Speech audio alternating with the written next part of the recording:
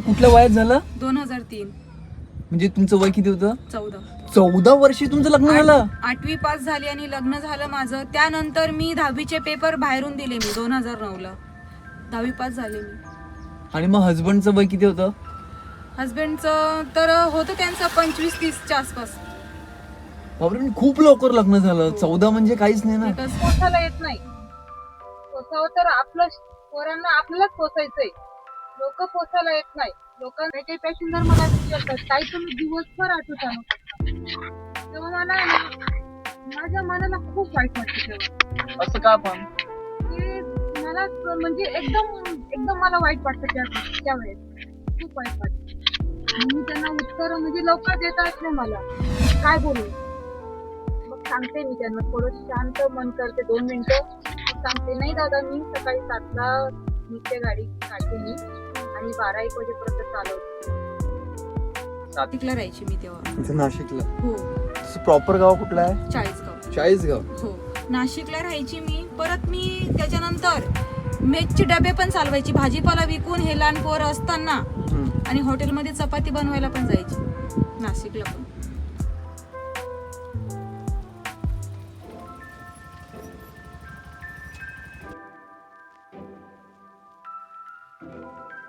परत एकदा सर्वांचं स्वागत आहे रिअल व्हॉइस ऑफ महाराष्ट्र मध्ये. आणि रिअल व्हॉइस ऑफ महाराष्ट्राला आलेलो आहे सपना जाधव. बघूया सपना जाधवचा संघर्षमय प्रवास काय म्हणतो. तुमचं नाव सांगा. सपना जाधव. सपना जाधव. आणि तुम्हाला कसं फॅमिलीमध्ये? फॅमिलीमध्ये माझी एक मुलगी आहे. मुलगी 10वीला आहे. मुलगा 8वीला आहे माझा. पहिले मी खूप काही कष्ट केले. मी पहिले इव्हेंटचे कामं केले. परत इव्हेंट लॉकडाऊनच्या नंतर मी घरकामं करायला लागले. मी 13-14 घरचे कामं करायची मी. हो. त्याच्यानंतर मग मी म्हटलं मला स्वतःला काहीतरी करायचंय. म्हणजे माझ्या मुलांना पण वेळ देता येईल मला. त्याच्यासाठी मी हा निर्णय घेतला ऑटो. पण हा जेव्हा तुम्ही निर्णय घेतला तर तुम्हाला म्हणजे बऱ्याचशा गोष्टीला सामोरं जावं लागलं असेल ना? हो हो. काय सांगू? एक माझे मामा आहे. माझे मामा राहतात तिथे. मी माझ्या मामांना सांगितले की मामा मला ऑटो घ्यायची कारण की ते माझे मामा पण चालवतात ऑटो. ते बोले बेटा हा मी ठीक आहे तुला तो ऑटो काढून देतो मी. पण तुला पहिले सगळ्या गोष्टी पेपर वगैरे सगळे जमा करावे लागले. नाहीतर मी स्वतः म्हणजे असं म्हणजे कसं म्हणजे स्वतः मी माझा हा विचार होता एखादा आश्रम वगैरे जाऊ म्हणजे असं विचार येतात माझे. म्हणजे हे मुलं नसते ना तर मी असं आश्रम वगैरे असं जाणार होते दर्शनामध्ये. पण मुलं आहेत त्याच्यामुळे मी जगते आणि त्याच्यामुळे फार कष्ट पण करते मी. म्हणजे अक्षरशः या सपनाताई पहिले जवळपास 14 ते 15 घरची कामं करायची आणि एवढं सुद्धा काम करून अख्खा त्यांच्या फॅमिलीचा पूर्ण सांभाळ करत म्हणजे काही खायचं काम नाहीये. परंतु त्यांच्या मनात एक काहीतरी दूरदृष्टी होती की मला यापेक्षा काहीतरी वेगळं करायचं आहे. त्यांच्यामुळे त्यांनी हा डिसिजन घेतला आपल्याला ऑटोच का आपण असं दुसरं का नाही. म्हणजे ऑटो कसं मुलांना बघून मी फार कष्ट माझं अजून हे होतं कष्ट करायचे अजून. आई त्यालाच आई म्हणतात ना. हो. आईची जागा कोणीच घेऊ शकत नाही. आज आपण आपल्या लेकरांना जर आपण सोडून गेलो असे भरपूर लेडीज आहे जीवनामध्ये भरपूर आहे की आपले मुलांना सोडून सुद्धा असं दुसरं लग्न करून घेतात पोरांना सोडून. पण तसं आपले विचार आलेच नाही माझ्या डोक्यामध्ये कधीच नाही. लग्नाचा तर विषयच नाही घ्यायचंच नाही मला तर. म्हणजे असं वाटत पण नाही की माझं लग्न झालं म्हणून वाटत पण नाही मला. झाले पोरं झाले.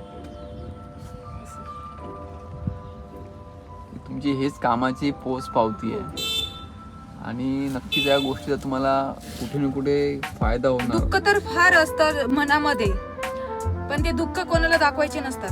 दुःख जर कोणाला दाखवले आपण लोक फायदा उचलतात. अनुभव आहे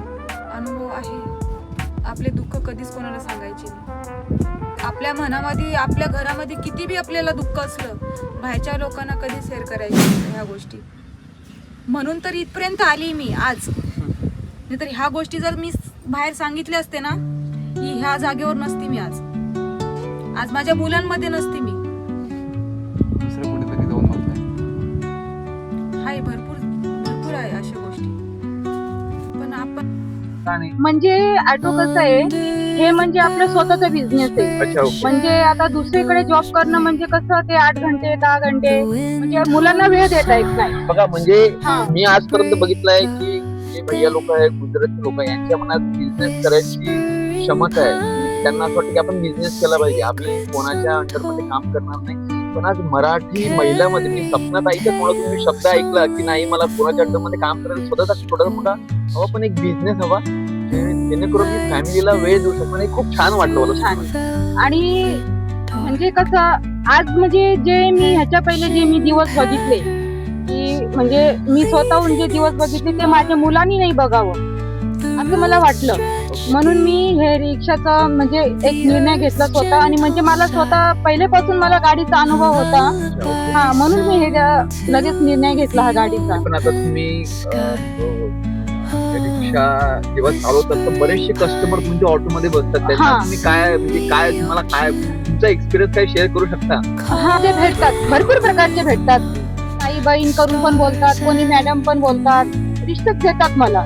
हा, म्हणजे असं कोणीच वाईट आजपर्यंत तर आता 2 वर्ष होत आले मला गाडी चालवते, पण आजपर्यंत मला मॅडम ताई आणि मॅडम बेस्ट ऑफ लक पण करतात मला. हो, खूप छान आहे, तुम्ही स्वतः हिंमत करताय. यांच्या video real voice of Maharashtra मी हेच सांगतो की यातून तुम्हाला काहीतरी गोष्टी शिकायला भेटला पाहिजे. या ताईंनी आज हिंमत केला, हिंमतच्या बरोबर त्यांचा बिझनेस चालू आहे. आणि बिझनेस नाही तर त्यांची एक मुलगी 10वीला आहे आणि एक मुलगा सुद्धा आहे. म्हणजे एवढ्या पूर्ण संसाराचा गाळा चालवणं आणि या सगळ्या गोष्टीचे डिसिजन घेणं हेच आम्ही रिअल व्हॉइस ऑफ महाराष्ट्रामध्ये दाखवतो आणि दाखवण्याचा प्रयत्न करतो जेणेकरून लोकांना यातून काही ना काही गोष्टी शिकायला भेटला पाहिजे. बरोबर ना ताई? बरोबर. आता जसं ताईनं सांगितलं की तुमचं टायमिंग कसं काय, म्हणजे ऑटो कसं चालवतं? मी सकाळी 5ला उठते, मुलांची टिफिन वगैरे बनवते. माझा भाऊ पण माझ्याकडे राहतो, तो 7ला गेला का लगेच मी पण निघते त्याच्या पाठीमागे. म्हणजे 7ला जर गेली मी रिक्षावर तर मग मी 12-1 वाजेपर्यंत चालवते आणि अजून मी 2 घरचे कामं पण करते. बघा म्हणजे जेवढं कौतुक करावं तेवढं कमीच आहे स्वप्नात ऐकलं. ऑटो पण चालवतात आणि प्लस 2 घरची कामं पण करतात. म्हणजे मला समजत नाही की एवढी एनर्जी येते कुठून. एनर्जी म्हणजे एक मुलांना बघून मला एनर्जी येते. म्हणजे मला असं वाटतं की माझ्या पाठीमागे तरी आहे माझे कोणीतरी. Right right. त्यांना बघणारं कोणीच नाही. आताच्या पिरियड मध्ये तर कोणीच नाही. आता मोठे झाल्यावरती मग ते त्याची करू शकतात ते, पण आता तर त्यांना आपल्याशिवाय कोणीच नाही, माझ्याशिवाय तर कोणीच नाही. त्यांना एक आई आहे, दुसरं कोणी कोणाचं नसतं. म्हणून मग मी ते 2 घरचे काम करून आल्यावर घरचे काम आवडते. मग नंतर माझी एक मावशी आहे, तिचा 2 वर्षाचा बाळ आहे. ती 5 वाजता तिच्या बाळाला माझ्याकडे ठेवते. मग 10 वाजेपर्यंत त्याच्या बाळाला पण बघते मी. ती जोपर्यंत येत नाही तोपर्यंत तिच्या बाळाला पण सांभाळते. 2 पैसे ते पण मिळतात मला. बघा म्हणजे तुम्ही बघा की खूप म्हणजे- म्हणजे सकाळी 5 वाजता उठायचं, 5 वाजता उठून घरातली टिफिन करायचे, 6 वाजता ऑटो चालवायची, 6 ते ऑटो चालवायची, नंतर काही घरी काम करायचं, नंतर एखादा नंतर बाळाला सुद्धा बघणार. हो. तर एक बाळ सुद्धा त्याला काय कंडिशन आहे की लोकांचे 1-1, 2-2 लाख पगार असून सुद्धा लोक रडत राहतात.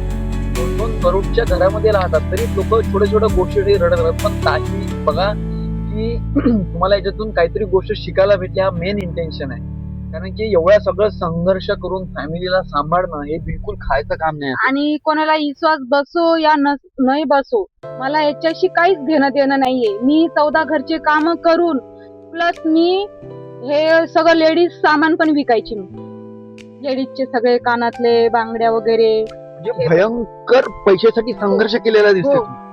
म्हणजे मला कोणाकडून म्हणजे कोणाचा पैसा म्हणजे घेऊन मला खर्च करणं म्हणजे हे मला अजिबात आवडत नाही पहिल्यापासून.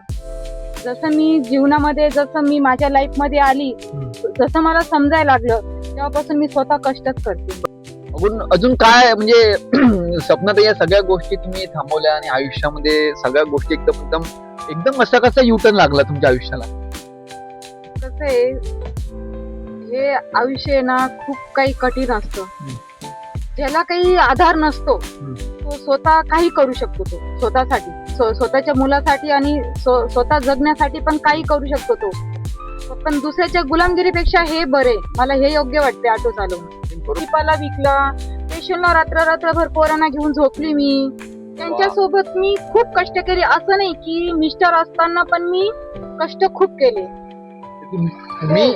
तुम्ही बोला नका बोलू, तुमचे कष्ट हे दिसतात. हो. तुम्ही जर आज कष्ट केले नसते तर आज तुम्ही आज ऑटो मध्ये नसता, तुम्ही कुठेतरी मुलाबाळांना सोडून गेला असतं. पण एक तुमच्यामध्ये एक मुलाबद्दल प्रेम होतं आणि तुम्हाला तुमच्यामध्ये एक कष्ट करण्याची इच्छा होती आज, म्हणून तुम्ही इथे आहात. हो. आणि पूर्ण घराचा गाळा हा एकदम खूप सुंदरपणे असा बसवला आहे. म्हणजे खायची गोष्ट नाही आहे. कोविड नंतर बऱ्याचशा त्यांनी इव्हेंट्सचे कामं केले, भाजी विकण्यापासून कामं केले आणि या सगळ्या गोष्टी करत असताना त्यांचा कोविड मध्ये सगळा हा प्रॉब्लेम झाला. नंतर त्यांनी ऑटो घेतला. ऑटोच्या बरोबर एक मुलगी 10वी मध्ये आहे आणि एक मुलगा 8वी मध्ये आहे. मला अजून एक सांगा स्वप्नाताई, मी आता या मुलांच्या शिक्षणाचं कसं काय, म्हणजे शिक्षणाचं आजकाल शिक्षण भरपूर महाग झालं आहे, तर तुम्ही कशा गोष्टीचं मॅनेज करता? हो, म्हणून तर मी ऑटो पण चालवते आणि ते 2 घरची कामं करते, प्लस माझ्या मावशीचा मुलगा आहे त्याला पण सांभाळते मी. म्हणून सगळ्या गोष्टी, सगळे पैसे एकत्र करून मग मॅनेज करते मी सगळं. फी भरणं, क्लासची फी भरणं. अजून ऍक्च्युअल तुम्ही ज्या महिला आहे, तुमच्यासारख्या अनेक हजारो महिला ऑटो चालवतात, त्यांना तुम्ही काय सांगू इच्छिता?